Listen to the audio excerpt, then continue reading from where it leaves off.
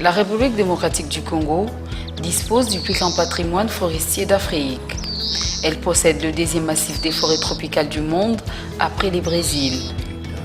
Le cadre légal de la RDC prévoit des dispositions qui fixent les modalités d'attribution des concessions forestières aux communautés locales.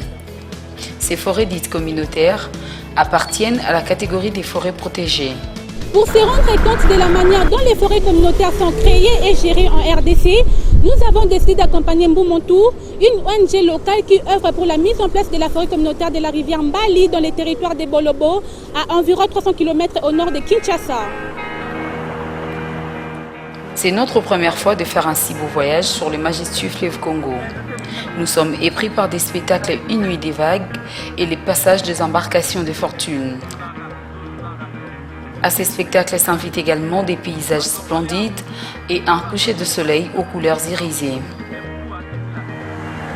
Après quelques heures de navigation, nous jetons l'ancre sur le village Tchumbiri, que nous considérons comme le point de départ de notre exploration. Le temps est particulièrement beau.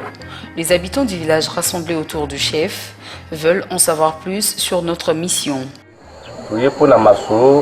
Oyo etali lolenge nini bino population bozali kotravailler na Mboumontour po ete bosengaki na leta apesa bino mabele ya bino moko bo gérer yango bino moko. Les échanges entre les délégués de l'ONG Mboumontour et les villageois suscitent notre curiosité.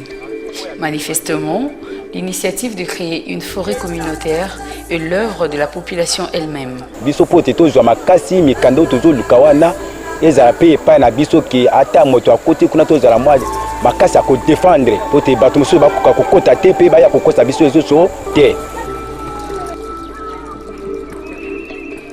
La forêt communautaire dont il est question ici s'étend sur 6 villages à savoir Mbe, Inguru, Mobeatalou, Maka, Bozuna, Nkala, Mbirima et Mpelou, tous situés dans la chefferie des Bateke Nord. On a baptisé le nom de la forêt communautaire de la rivière Mbali parce que cette rivière traverse tous les villages qui ont consacré leur forêt à la protection de l'environnement, plus particulièrement à la protection des bonobos et des petits singes.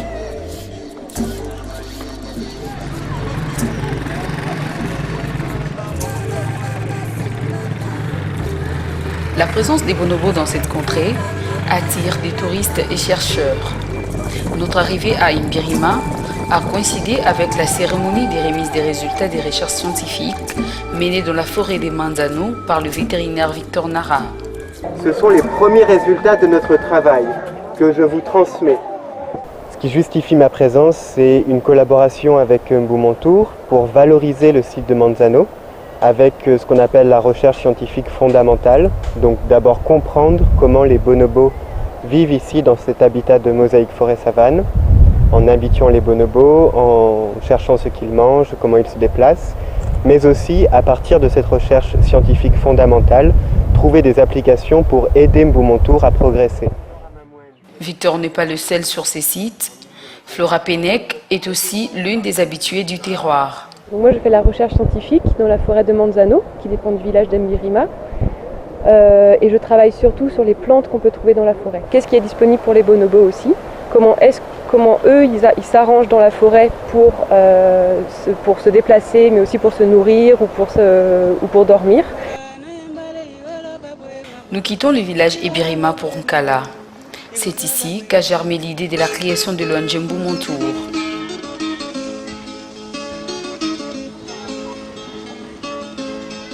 Comme nga mamengo chef de terre ya Nkala tobali kobatela dama na biso banda bankoko bazalaka biso bana mpe totikali kobatela ndenge bankoko na biso babatelaki zamba na biso.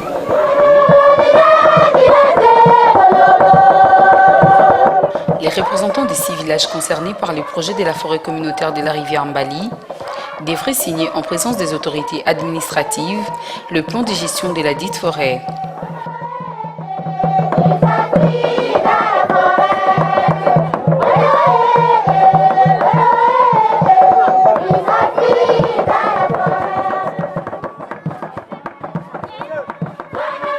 nazali kobeta sete makasi bapapa chef de terre koyebisa bino ete nde tolobi ke forêt na biso eza communauté locale oyo ya biso moko tokosalela me bokeba na bato baya kokosa bino parce que ntango tondimi me moto mosusu aye kokosa yo atio na libunga mabele oyo ya bino moto mosusu akoki koya kosalela lisu pamba te ngai chef de terre kana sepeli na mikanda oyo na ntango ezobiba tokozala mwa ndenge mosusu abo. Il faut aider cette communauté à obtenir cette forêt parce que c'est une communauté qui a mis les bonobos en protection et pour bien soutenir cette initiative, il faut qu'il y ait une forêt communautaire qui va leur donner le pouvoir de bien gérer ces bonobos à leur faveur.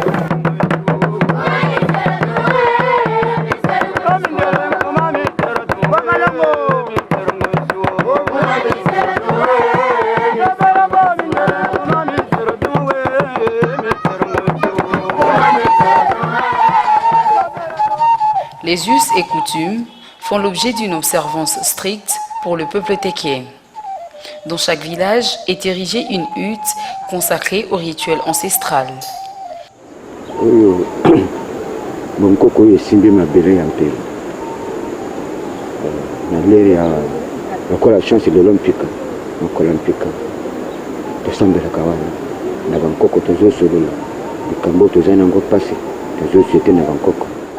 La protection des bonobos chez les Téké n'y relève pas du hasard.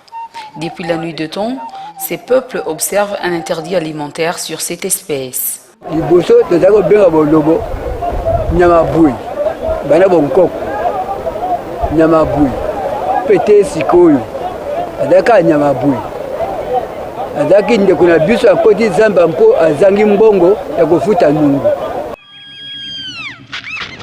Loin de tout vacarme de la ville, nous empruntons la piste défoncée de la forêt de Manzano.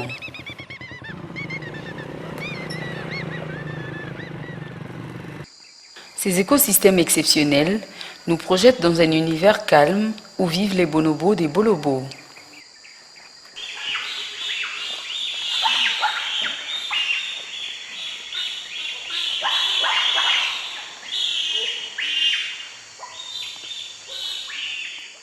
Nous avons formé les pistes sur place, les enfants du village qui suivent les bonobos chaque jour. Je dis bien chaque jour. Les matins, ils viennent, ils rentrent le soir. Et nous savons combien d'espèces qui sont dans la forêt. C'est dans cet habitat naturel que l'on retrouve les communautés des bonobos habituées à la présence humaine. Contrairement à ce que l'on pourrait croire, l'espèce n'affiche aucun comportement agressif. Selon notre guide, les bonobos viennent de la déformation des bolobos, un territoire de la province du Bandundu, d'où les premiers échantillons de cette espèce a été exporté du pays pour l'étranger.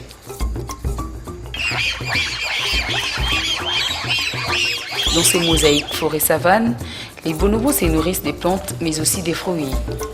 Le cadre est inhérent à la recherche. Les différents prélèvements faits ici sont conditionnés dans ces laboratoires de fortune installés au milieu du village avant d'être expédiés en France pour des études appropriées. Pour compenser les efforts de population qui ont donné leur forêt pour la conservation, l'ONG Mbumontour s'investit dans les activités alternatives.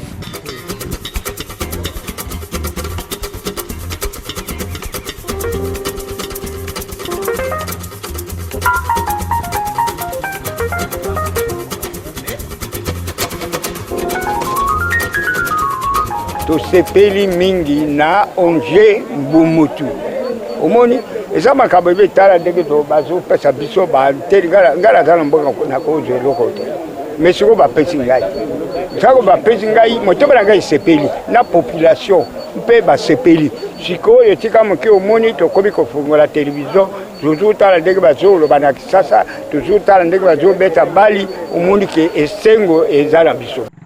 Outre les infrastructures, Mbumontour, avec l'aide des partenaires, développe notamment l'agroforesterie et l'élevage de gros et menus bétail. Nous sommes dans les jardins à Weli, qui est une ONG qui travaille en partenariat avec Mbumontour. Allons-y voir les différents travaux de plantation qui se font dans ces jardins.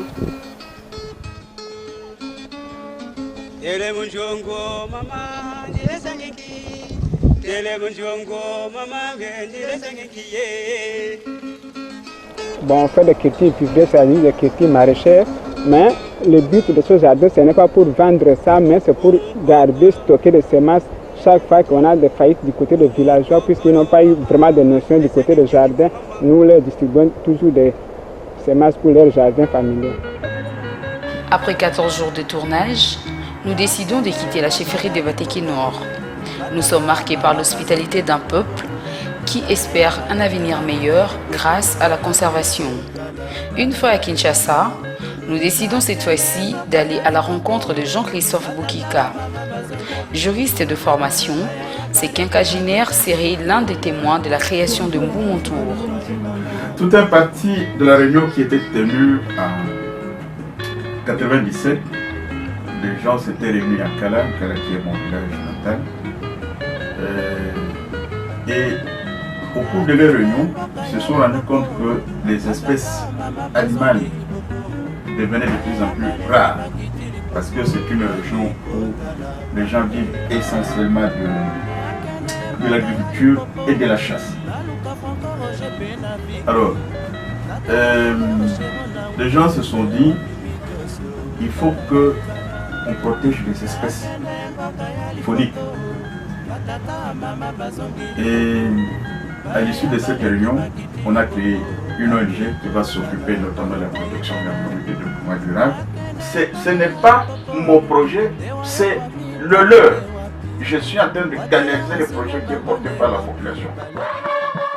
L'expédition à Bolobo nous a permis de mieux cerner la procédure de la création d'une forêt communautaire en RDC.